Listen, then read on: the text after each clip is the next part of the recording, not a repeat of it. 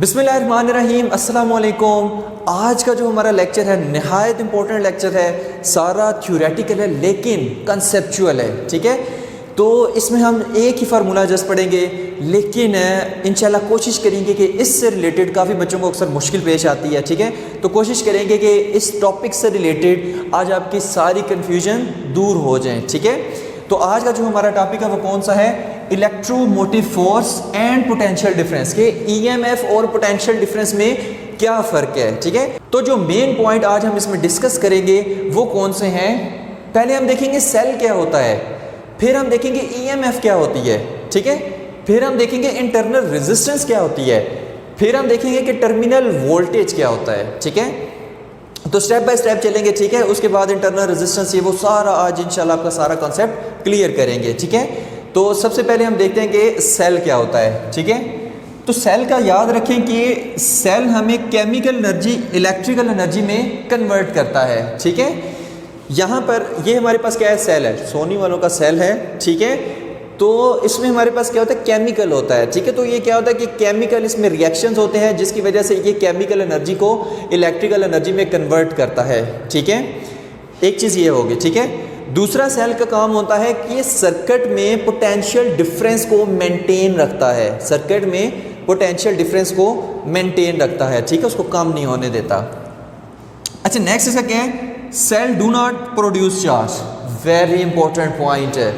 कुछ लोग समझते हैं कि इस सेल के अंदर से चार्ज निकलता है, ठीक है, कि जो चार्जेस सर्किट में मूव कर रहे हैं वो सेल के अंदर से निकल रहे हैं। हालांकि ऐसा नहीं है, सेल चार्ज नहीं देता, ठीक है। तो फिर सेल अगर चार्ज नहीं देता तो फिर क्या करता है? It only gives energy to the charge, ठीक है। सेल का क्या काम होता है कि सेल चार्ज को एनर्जी देता है, जिस एनर्जी को यूज़ करके वो पूरे सर्किट में मूव करता है। जैसे ये हमारे पास सर्किट है और ये इसमें सेल लगा हुआ है, ठीक है। तो चार्ज यहाँ से आएगा तो सेल क्या करेगा? उसको एनर्जी देगा। जब एनर्जी देगा तो सेल क्या करेगा? यहाँ पर रजिस्टर में जाकर बर्बाद उसको कर देगा, ठीक है। फिर यहाँ से खाली होके आएगा, यहाँ पर जब चार्ज आएगा उसकी एनर्जी ज़ीरो, सेल क्या करेगा? उसकी एनर्जी को फिर फुल कर देगा। फिर वो यहाँ से जाएगा रजिस्टर में बर्बाद करके एनर्जी वापस फिर सेल को आके कहेगा कि मुझे एनर्जी दो ताकि मैं फिर सर्किट में मूव करूँ। तो सेल का क्या काम है कि सेल चार्ज को एनर्जी देता है, ठीक है, जिसकी वजह से वो सर्किट में मूव करता है, ठीक है। एक चीज़ ये होगी, ठीक है। तो सेल केमिकल एनर्जी को इलेक्ट्रिकल एनर्जी में कन्वर्ट करता है, चार्ज प्रोड्यूस नहीं करता और ये चार्जेस को जस्ट एनर्जी देता है और पोटेंशियल डिफरेंस मेंटेन करता है थ्रू आउट द सर्किट, ठीक है। अब हम आते हैं अपने असल टॉपिक पे, ठीक है, कि जो हमारा है इलेक्ट्रोमोटिव फोर्स, ठीक है। देखिए कई बच्चों को कंफ्यूजन ये ईएमएफ क्या है, ठीक है। इसको हम ई से शो करते हैं, यूनिट इसकी वोल्ट होती है, ठीक है। तो पहले इसकी डेफिनेशन देखते हैं, तो उसके बाद हम देखते हैं कि इसमें क्या क्या प्रोसेस है। तो देखिए इलेक्ट्रोमोटिव फोर्स, ठीक है, नाम से ये जाहिर होता है कि शायद ये कोई फोर्स है। फोर्स नहीं है, अगर तो फोर्स होती फिर इसकी यूनिट न्यूटन हो जाती, लेकिन ये फोर्स नहीं है, ठीक है। पुराने ज़माने के लोग थे, ठीक है, उनके उस वक्त कॉन्सेप्ट क्लियर नहीं थे, ठीक है। तो उन्होंने यही समझा था कि ये बैटरी का कहती है कि चार्ज कोई फोर्स देती है जिसकी वजह से वो मूव करता है, ठीक है। हालांकि ऐसा नहीं है, बैटरी चार्ज को एनर्जी देती है, ठीक है। तो देखिए ये इलेक्ट्रोमोटिव फोर्स हमारे पास क्या है? हिस्टोरिकल नेम है, ठीक है, बस सदियों से चला आ रहा है तो उसी नाम को अभी भी इन्होंने चलने दिया है, ठीक है। बेसिकली ये फोर्स नहीं है, ठीक है। अगर फोर्स नहीं है तो फिर क्या है वो चीज़ देखते हैं। हिस्टोरिकल नेम डेफिनेशन हमारे पास है, it is the potential difference across the terminals of battery when no current drawn from it. Very important point, ठीक है। गौर से आप समझना इसको कि मैं क्या कहने वाला हूँ, ठीक है। अब देखिए सेल हमारे पास ईएमएफ क्या होता है? ये पोटेंशियल डिफरेंस होता है across the terminals of battery, across the terminal of battery when no current drawn from it, ठीक है। अब मैंने क्या किया कि मैं बाज़ार गया और बाज़ार से एक सेल ख़रीद कर लाया, ठीक है। और सेल को जब मैंने हाथ में पकड़ा तो क्या इससे कोई करंट निकल रहा है? नहीं निकल रहा। तो जब इसमें से करंट नहीं निकल रहा होता तब इसके दो टर्मिनल्स के दरमियान जो पोटेंशियल डिफरेंस होता है वो ही इस सेल का ईएमएफ होता है, ठीक है। अब देखिए सेल के इस टर्मिनल पे पॉजिटिव चार्ज है, मतलब पॉजिटिव टर्मिनल है, ये वाला टर्मिनल इसका क्या है, नेगेटिव टर्मिनल है। तो ये हायर पोटेंशियल पे, ये लोअर पोटेंशियल पे। तो देखिए इस सेल के दरमियान पोटेंशियल डिफरेंस तो है ना, ठीक है, दोनों टर्मिनल्स के दरमियान इस सेल के, ठीक है। तो वही पोटेंशियल डिफरेंस इसका क्या है, इसका इस सेल का ईएमएफ है, ठीक है। कब, जब इसमें से कोई करंट ड्रॉन नहीं हो रहा, मतलब अभी ये किसी सर्किट में अटैच नहीं है, तब जो इसका पोटेंशियल डिफरेंस होगा दोनों टर्मिनल के अक्रॉस, वही पोटेंशियल डिफरेंस इस सेल का ईएमएफ है, ठीक है। अब जैसे इस सेल पे देखें तो इस सेल पे लिखा हुआ है 1.5 वोल्ट, ठीक है, that is the EMF of this cell. ये जो लिखा है 1.5 वोल्ट, ये ही इस सेल का क्या है, ईएमएफ है, when no current drawn from it, ठीक है। तो ये चीज़ याद रखनी है। तो मैंने क्या कहा है कि दो टर्मिनल्स के दरमियान का पोटेंशियल डिफरेंस जो है, जब करंट ड्रॉन नहीं हो रहा तो वही इस सेल का क्या है, ईएमएफ है, ठीक है। तो इसीलिए हमारे पास ईएमएफ की यूनिट क्या है, वोल्ट है, ठीक है। ये चीज़ याद रखनी है, ठीक है। अब बात करते हैं इंटरनल रेजिस्टेंस की। इंटरनल रेजिस्टेंस को समझाने से पहले कुछ इंपॉर्टेंट कॉन्सेप्ट हम डायग्राम से समझने की कोशिश करते हैं, ठीक है। अब फर्ज करें कि ये जो बैटरी है, ठीक है, ये बैटरी है, रेजिस्टेंस है, ठीक है, और यहाँ पर हमने कोई वोल्ट मीटर लगाया हुआ है वोल्टेज को मेजर करने के लिए, ठीक है। अब देखिए मैं बाज़ार से एक सेल या बैटरी ख़रीद कर लाता हूँ और मैं कहता हूँ कि उस बैटरी का जो ईएमएफ है, ठीक है, या जो वो बैटरी है वो 12 वोल्ट की है, यानी 12 वोल्ट के ईएमएफ की है, ठीक है। तो मैंने यहाँ पर लिख दिया 12 वोल्ट। बैटरी कितने की है, 12 वोल्ट की है, ठीक है। लेकिन देखिए जब मैं इसको यहाँ पर ला के सर्किट में लगाता हूँ ना, ठीक है, तो सर्किट में करंट फ्लो होना शुरू हो जाएगा।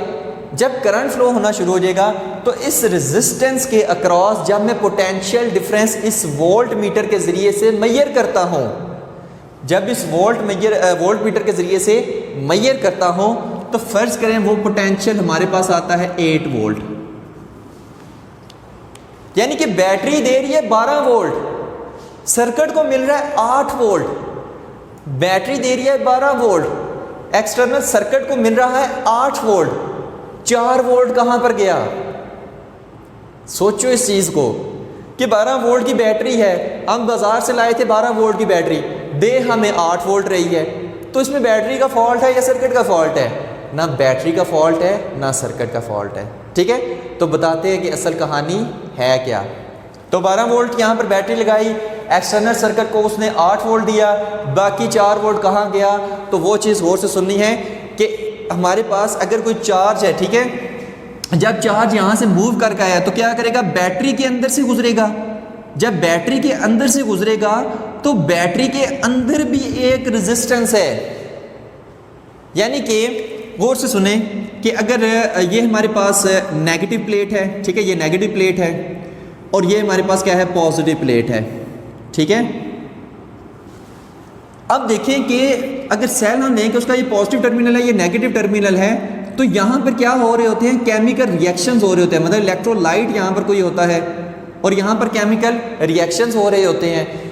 तो जब यहाँ से इलेक्ट्रॉन आएगा, इलेक्ट्रॉन इस टर्मिनल से अंदर दाखिल होगा, तो जब यहाँ से वो मूव करेगा, यहाँ पर पहुँचेगा, ठीक है, इस नेगेटिव टर्मिनल से, क्योंकि यहाँ पर सेल को एनर्जी मिलती है, ठीक है, इन दो टर्मिनल्स के दरमियान में, क्योंकि यहाँ पर इलेक्ट्रोलाइट प्रेजेंट होता है, केमिकल रिएक्शंस होते हैं। तो गौर से सुनना है कि जब इलेक्ट्रॉन यहाँ से यहाँ पर मूव करेगा तो रास्ते में कितने केमिकल रिएक्शंस हो रहे हैं, कितने आयंस दरमियान में मौजूद हैं, ठीक है। तो उनसे क्या करेगा, वो कोलाइड होता हुआ यहाँ से आगे जाएगा, यानी कि ये जो रास्ते में केमिकल है या इलेक्ट्रोलाइट है, ये क्या करेगा, उसको रेजिस्टेंस ऑफर करेगा, यानी इस केमिकल से इसको लड़ भिड़ कर आगे जाना पड़ेगा, ठीक है ना, यहाँ से यहाँ तक पहुँचने के लिए। इसका मतलब ये है कि सेल के अंदर भी कोई ना कोई रेजिस्टेंस मौजूद है, सेल के अंदर भी रेजिस्टेंस मौजूद है, ये चीज़ याद रखनी है, ठीक है। और वही रेजिस्टेंस क्या करती है, 4 वोल्ट खा जाती है, यानी सेल उस रेजिस्टेंस को ओवरकम करने के लिए 4 वोल्ट वहाँ पर खर्च कर देता है, ठीक है। तो याद रखना है कि इस सेल के अंदर भी एक रेजिस्टेंस होती है कि जब चार्ज इसमें से मूव करके जाएगा तो क्या होगा, इंटरनल रेजिस्टेंस उसको फेस करना पड़ेगी सेल के अंदर जो है, जिसकी वजह से उसका जो हमारे पास 4 वोल्ट का यहाँ पर अगर हम इसकी एग्जांपल है तो वो 4 वोल्ट का पोटेंशियल वहाँ पर खा जाएगा, वहाँ पर सर्फ हो जाएगा, यानी कुछ करंट उस रेजिस्टेंस को ओवरकम करने में ज़ाया हो जाएगा। ठीक है, तो सेल के अंदर भी एक इंटरनल रेजिस्टेंस होती है। अब यहाँ पर देखें कि इंटरनल सेल के इंटरनल रेजिस्टेंस को मैं क्या कर देता हूँ, यहाँ पर बाहर बना देता हूँ। ठीक है, और इसको मैं नाम दे देता हूँ स्मॉल आर का।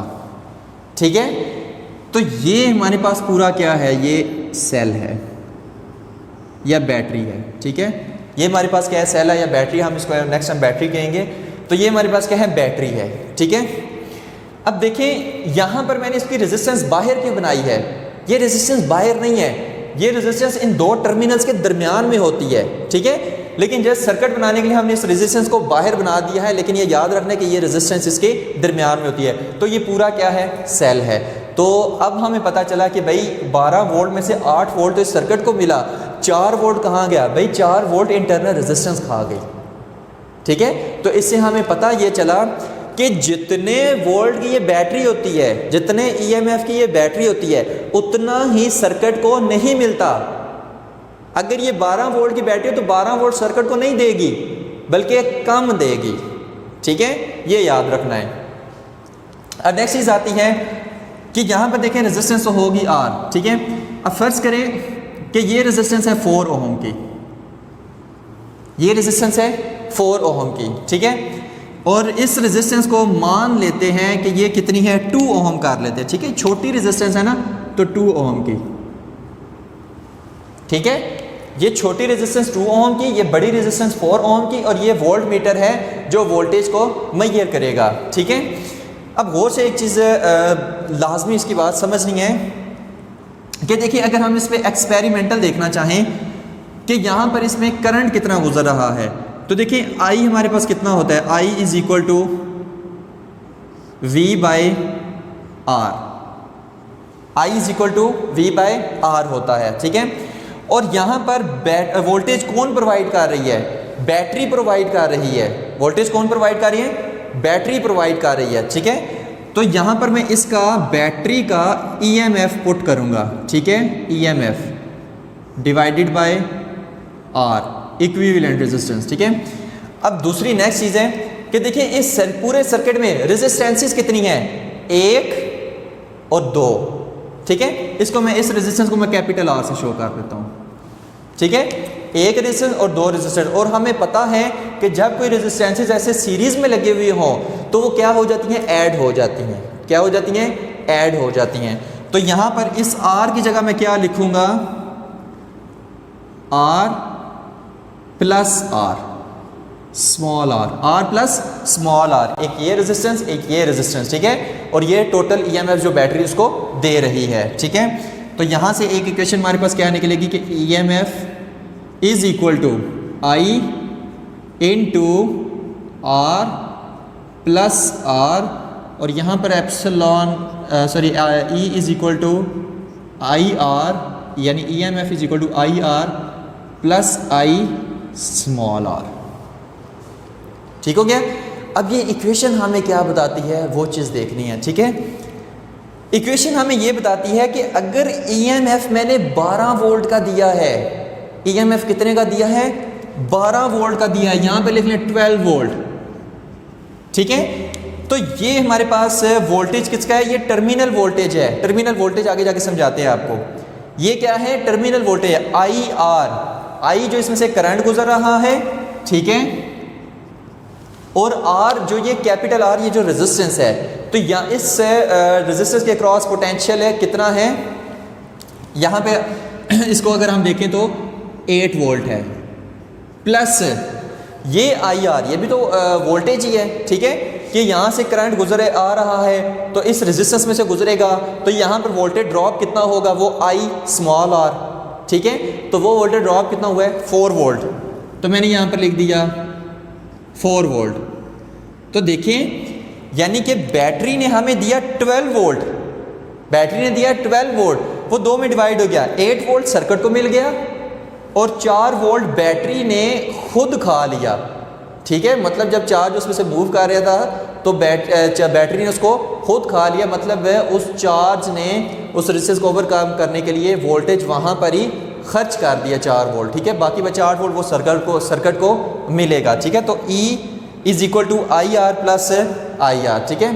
तो अब इसमें नेक्स्ट देखते हैं टर्मिनल वोल्टेज का कंसेप्ट। लेकिन अगर हमें कहा जाए, ये वैसे एक्स्ट्रा के तौर पे है कि अगर हमें कहा जाए कि इस सर्किट का करंट निकालें, तो देखिए करंट हम किस तरह से निकालेंगे। अब देखिए I है इज़ इक्वल टू, यहाँ पर फार्मूला क्या था, E over R plus R। तो E हमारे पास कितना है, यानी EMF 12 वोल्ट, रेजिस्टेंस कितनी है 4 ओम, प्लस स्मॉल r है 2 ओम, ठीक है। तो यहाँ पर कितना आ जाएगा 12 डिवाइडेड बाय 6, तो I is equal to 2 ampere, ठीक है। यानी इस सर्किट में से जो करंट गुजर रहा है वो कितना है 2 एम्पेयर। तो हम क्या कर सकते हैं, इस इक्वेशन से करंट को भी निकाल सकते हैं। वैसे एक और एक्स्ट्रा के तौर पर, ठीक है, अगर मैं इस रेजिस्टर के क्रॉस वोल्टेज निकालना चाहूँ तो वोल्टेज हमारे पास क्या होता है, V is equal to I R, ठीक है। और V is equal to I कितना है 2 एम्पेयर, R कितना है 4, तो वोल्टेज कितना होगा इस रेजिस्टर के क्रॉस, मतलब पोटेंशियल डिफरेंस इस रेजिस्टर के क्रॉस कितना होगा 8 वोल्ट, ठीक है। तो वही तो है इस रेजिस्टर के क्रॉस 8 वोल्ट, ठीक है। तो इस तरह से हम इसमें पोटेंशियल डिफरेंस और करंट निकाल सकते हैं। अभी हम देखने जा रहे हैं कि ये टर्मिनल पोटेंशियल डिफरेंस क्या होता है, क्योंकि EMF और टर्मिनल पोटेंशियल डिफरेंस में फ़र्क करना बहुत ज़रूरी है। असल में हमारा टॉपिक यही है, तो अब हम वो देखते हैं। अब हम बात करते हैं कि टर्मिनल वोल्टेज क्या होता है, ये टर्मिनल पोटेंशियल डिफरेंस क्या होता है। तो देखिए, it is the potential difference across the terminals of battery when current drawn from it, ठीक है। मोस्ट इंपॉर्टेंट चीज़ है याद रखने के लिए। देखो, अब ये सेल है, अब मैंने क्या किया, इसके इर्द गिर्द कोई भी ऐसे सर्किट लगा दिया रेजिस्टेंस के साथ, मतलब ये कोई बैटरी है, मैंने इसके इर्द गिर्द क्या लगा दिया, अब सर्किट लगा दिया, मतलब रेजिस्टेंस, एक्सटर्नल रेजिस्टेंस लगा दी। तो क्या हुआ कि यहाँ से करंट पॉजिटिव टर्मिनल से नेगेटिव टर्मिनल की तरफ फ्लो होना शुरू हो गया, ठीक है। तो गौर से समझना है कि देखिए, जब करंट फ्लो होना शुरू हो गया, जब करंट फ्लो होना शुरू हो गया तो हमारे पास पोटेंशियल कितना रह गया, यहाँ पर पोटेंशियल डिफरेंस वो 8 वोल्ट रह गया। पहले कितना था 12 वोल्ट, अब कितना रह गया 8 वोल्ट, ठीक है। तो जब करंट ड्रॉन होगा बैटरी के अंदर से, ठीक है, मतलब बैटरी के ज़रिए से जब करंट ड्रॉन होगा सर्किट में, तब जो पोटेंशियल डिफरेंस होगा उसके टर्मिनल के अक्रॉस, वो ही हमारे पास होगा टर्मिनल पोटेंशियल डिफरेंस। बताते हैं, समझाते हैं किस तरह से। अब देखिए, ये हमारे पास बैटरी है, ठीक है, इसके फर्ज करना ये 2 टर्मिनल हैं, ठीक है। अब इन 2 टर्मिनल के क्रॉस पोटेंशियल डिफरेंस कितना है 8 वोल्ट। कब, जब करंट इसमें से चलना शुरू हो गया, तब इसका पोटेंशियल डिफरेंस कितना रह गया 8 वोल्ट। ये क्या है, ये टर्मिनल पोटेंशियल डिफरेंस है, ठीक है। और जो पहले ये 12 वोल्ट था, ठीक है, जब हमने सर्किट इसके साथ अटैच नहीं था किया, मतलब करंट इसमें से ड्रॉन नहीं था हो रहा, तब इसका जो पोटेंशियल डिफरेंस था वो 12 वोल्ट था, वो उसका EMF था। लेकिन करंट ड्रॉन होने की वजह से अब जो इसके 2 टर्मिनल के दरमियान पोटेंशियल डिफरेंस है वो 8 वोल्ट है, वो इसका टर्मिनल पोटेंशियल डिफरेंस है। इसको कुछ लोग एक और तरीके से भी कहते हैं, वो भी ठीक है, ठीक है। बताते हैं किस तरह से। अब देखिए, जो पोटेंशियल इस टर्मिनल के क्रॉस होगा, इन 2 टर्मिनल के क्रॉस, वही पोटेंशियल इन 2 टर्मिनल के क्रॉस होगा, क्योंकि रास्ते में कोई रेजिस्टेंस तो नहीं है कि है, नहीं है। तो यहां पर इन 2 टर्मिनल्स के दरमियान जो पोटेंशियल डिफरेंस होगा उसको टर्मिनल पोटेंशियल कहेंगे। अब इन 2 टर्मिनल्स के दरमियान पोटेंशियल डिफरेंस कितना है 8 वोल्ट, यही टर्मिनल पोटेंशियल डिफरेंस है, ठीक है। तो अब आई थिंक आपको EMF और टर्मिनल पोटेंशियल डिफरेंस में फ़र्क पता चल गया होगा। EMF वो पोटेंशियल डिफरेंस है कि जब बैटरी में से करंट ड्रॉन नहीं हो रहा, तब उसका पोटेंशियल डिफरेंस फर्स्ट करो 12 वोल्ट था, ये इसका EMF है। लेकिन जब बैटरी में से करंट ड्रॉन होना शुरू हो गया, बैटरी से करंट निकलना शुरू हो गया, तब जो उसके 2 टर्मिनल्स के दरमियान है पोटेंशियल डिफरेंस है, ठीक है, वो हमारे पास टर्मिनल पोटेंशियल डिफरेंस है, ठीक है। चाहे ये टर्मिनल आप ले लें, ठीक है, तो जो इनके क्रॉस पोटेंशियल डिफरेंस है वही तो इधर पोटेंशियल डिफरेंस होगा, ठीक है। तो दोनों बातें सेम है। इसको आप एक और तरीके से भी कह सकते हैं कि potential difference in external circuit, potential difference in external circuit, उसी को हम कहते हैं टर्मिनल पोटेंशियल डिफरेंस। ठीक है, तो ये हमारे पास एक्सटर्नल सर्किट नहीं है, ठीक है, बैटरी से अगर हटा दो ये एक्सटर्नल सर्किट है ना, तो इसके क्रॉस जो पोटेंशियल डिफरेंस है वही हमारे पास क्या है, टर्मिनल पोटेंशियल डिफरेंस है। ठीक है, और इसकी इक्वेशन क्या होती है वो देख लेते हैं। इसकी इक्वेशन हमारे पास कौन सी इक्वेशन निकली थी, E is equal to I R plus I R, ठीक है, स्मॉल आर, यहां पर आई स्मॉल आर और A इज इक्वल टू, यहां पर देखें इस आई आर को मैं क्या लिख सकता हूं, I R V is equal to I R होता है ना, तो ये कौन सा V है, ये टर्मिनल पोटेंशियल डिफरेंस वाला V है, ये जो ये वोल्ट मीटर मैयर कर रहा है 8 वोल्ट, ठीक है, तो इसको मैं लिख लूंगा VT terminal potential difference plus IR, ठीक है, ये हमारे पास वोल्टेज है जो रेजिस्टेंस के क्रॉस जाहिर हो रहा है। तो यहां पर अगर मुझे टर्मिनल पोटेंशियल निकालना हो तो मैं क्या करूंगा कि VT is equal to E minus IR, ठीक है, तो ये इक्वेशन किसकी है, ये टर्मिनल पोटेंशियल डिफरेंस की है और ये हमारे पास EMF की इक्वेशन। ठीक है, तो टर्मिनल पोटेंशियल डिफरेंस कैसे होगा, अब मान लो कि हम वो वैल्यूज पुट करने लगे, ठीक है, देखने के लिए कि टर्मिनल पोटेंशियल डिफरेंस कैसे निकलेगा।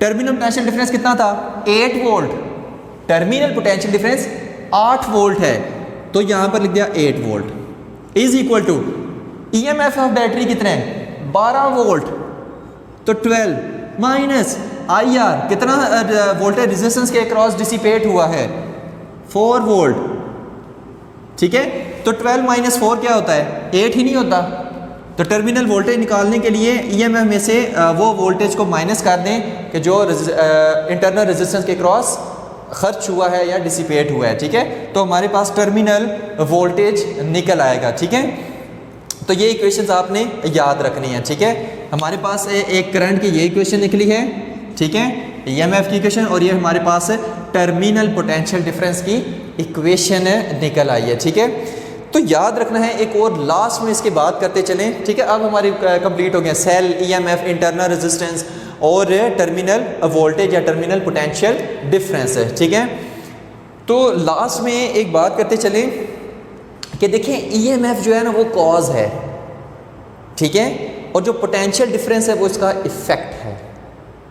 अब देखें लास्ट में जो बात करने जा रहे हैं कि देखें अगर ये सर्किट ना हो, ये सर्किट ना हो तो क्या EMF भी नहीं होगा, नहीं, EMF होगा, क्यों, उसका ताल्लुक बैटरी से है, तो बैटरी तो वही है, बैटरी तो चाहती है कि सर्किट ना हो और मेरा EMF 12 वोल्ट हो, ठीक है, लेकिन अगर EMF ना हो, EMF ना हो मतलब बैटरी उतार दें, तो क्या पोटेंशियल डिफरेंस होगा अक्रॉस द एक्सटर्नल सर्किट, नहीं होगा।